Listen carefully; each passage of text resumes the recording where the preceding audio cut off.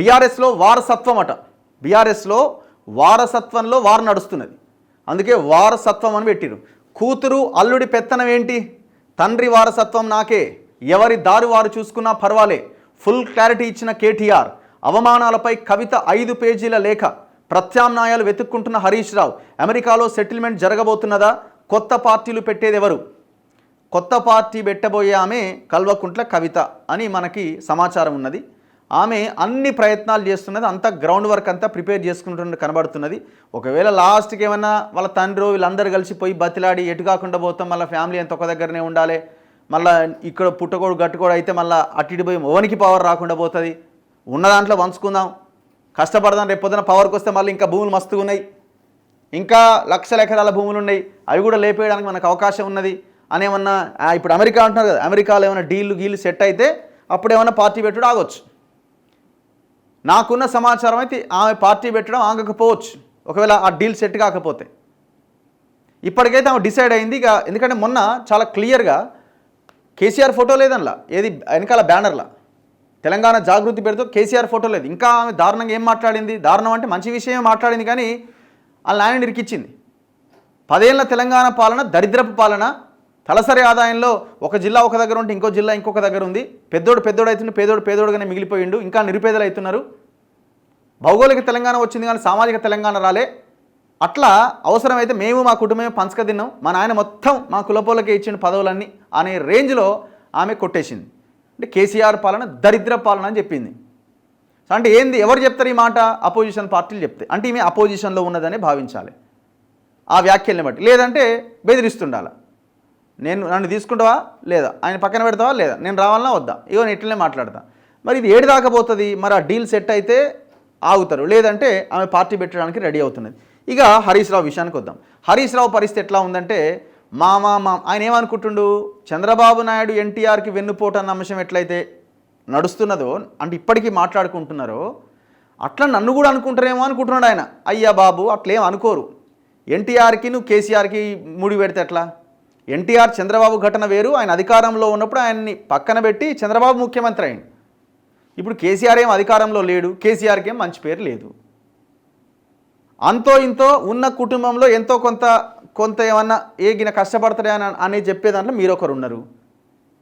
మరి ఇప్పుడు దానికి దీనికి ఎట్లా లింకు? మరి ఏముంది మామ దగ్గర? మామ అంటే అంత భయపడుతున్నారా, లేకపోతే మామ అంటే ప్రేమనా, ఏంది అసలు? ఇప్పుడు ఆయన వెతుక్కునే ప్రయత్నాలు ఆయన. ఇప్పుడు ఆయన అనుకుంటున్నాడు ఇప్పుడు ఎందుకులే అని, కానీ మీరు కూడా 60కి వచ్చారు కదా, ఇంకెన్నేళ్ళు రాజకీయం చేయగలుగుతారు మహా అయితే? వీళ్ళిద్దరిది ఇట్లున్నది. ఇప్పుడు ఈయన మరి ఏ పార్టీలోకి పోతారా, పార్టీ పెడతారా అనేది అదొక లైన్ ఆయనది నడుస్తున్నది, ఆమె లైన్ ఆమెది క్లియర్గా ఉన్నది. ఈయన ఒక ఆయన ఉన్నాడు కేటీఆర్. ఈయన బేసిక్గా ఏంటంటే ఈయనకి ఫేస్ లేదు, వాల్యూ లేదు, జనాల్లో అసలు కనీసం విలువ కూడా లేదు. ప్రజలు బీఆర్ఎస్ పార్టీని, కేసీఆర్ని, బీఆర్ఎస్ని ఒకలాగా చూస్తున్నారు. కేటీఆర్ ఎంటర్ అయితే మాత్రం ఆ పార్టీ ఉండదు, ఒకవేళ హరీష్ కానీ సైడ్ అయితే పార్టీ ఉండదు అన్నది బీఆర్ఎస్ కార్యకర్తలు కూడా విశ్వసిస్తున్నారు, నమ్ముతున్నారు అదే విషయాన్ని.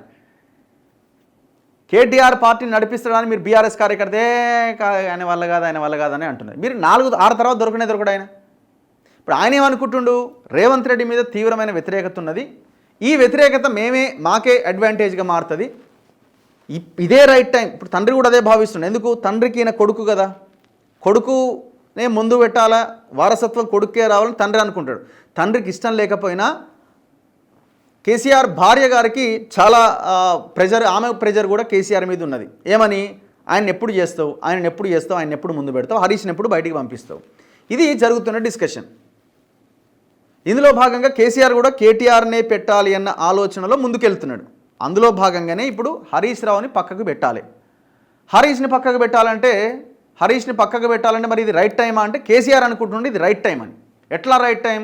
ఇప్పటికిప్పుడు బయట పెడితే గతంలో ఈటల రాయిందని ఎట్లాగైతే చేసినామో ఒక 4-5-6 నెలలు మాట్లాడుకున్నారు, సరే అది డ్యామేజ్ అవుతుందా ఏదైతే పక్కన పెడితే కేటీఆర్ తనకు తానుగా పనిచేయడానికి పూర్తి అవకాశాలు ఏర్పడతాయి, పూర్తి స్వేచ్ఛ ఉంటుంది. ఇక హరీష్ అనే పదం బీఆర్ఎస్ పార్టీలో ఉండదు, పక్కకు నెట్టేద్దామని ఆయనకు పొగబెట్టేసిండు కేసీఆర్. ఇప్పుడు హరీష్ మరి ఆ పొగని పీల్చుకొని రాజకీయ సమాధి అవుతాడా, లేదు గోడ దుంకి అవతల పడతాడా అన్నది భవిష్యత్తు నిర్ణయిస్తుంది. సో ఇట్లా వీళ్ళ వ్యవహారము, వీళ్ళ పార్టీ, వీళ్ళ కుటుంబ రాజకీయం నడుస్తున్నది, ఏం జరుగుద్దన్నది చూడాలి. మరి ఈ ఈక్వేషన్లో కవిత ఏమనుకుంటుందంటే, పోనీ హరీష్ని పక్కన పెడితే నాకే మంచిది, ఫస్ట్ పక్కన పెట్టాల్సింది హరీష్ రావునే, హరీష్ని పక్కన పెడితే మా అన్ననే ఉంది, నమిలి అవతల పడేయచ్చు, చాలా ఈజీ అని ఆమె అనుకుంటున్నది. ఇట్లా రేపు పొద్దున పార్టీ నేనే టేక్ ఓవర్ చేయొచ్చన్న ఆలోచనలో ఆమె ఉన్నది. ఒకవేళ పార్టీ పెట్టాలి అన్న ఆలోచన నుంచి విరమించుకుంటే ఆ ఆలోచన కూడా ఆమె చేస్తున్నది. ఇట్లా ఈ స్టోరీ నడుస్తున్నది. మరి అమెరికాలో సెటిల్మెంట్ జరగనుందని ఒక టైటిల్ పెట్టిరు వీళ్ళు. మరి వాళ్ళ మనవాడి గ్రాడ్యుయేషన్కి పోతున్నట్టు కదా, తప్పులేదు, పోవాలి. ఎందుకంటే ఇంట్లో వాళ్ళు మంచి పొజిషన్లోకి వచ్చినప్పుడు వెళ్ళడంలో తప్పులేదు. కానీ అక్కడేమన్నా డిస్కషన్ జరుగుతుందని అనుకుంటున్నారు.